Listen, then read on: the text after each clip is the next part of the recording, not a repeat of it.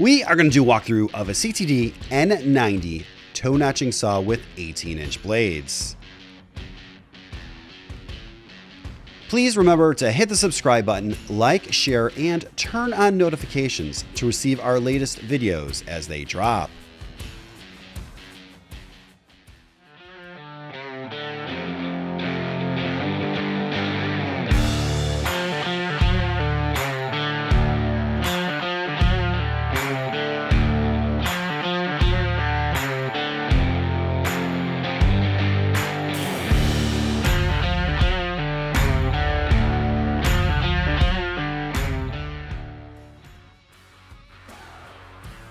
This CTD N90 vertical frame and notching saw is currently set up as a notching saw.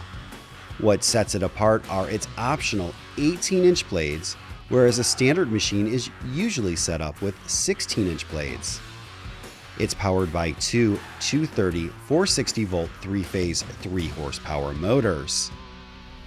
This machine is currently wired for 230-volt 3-phase operation.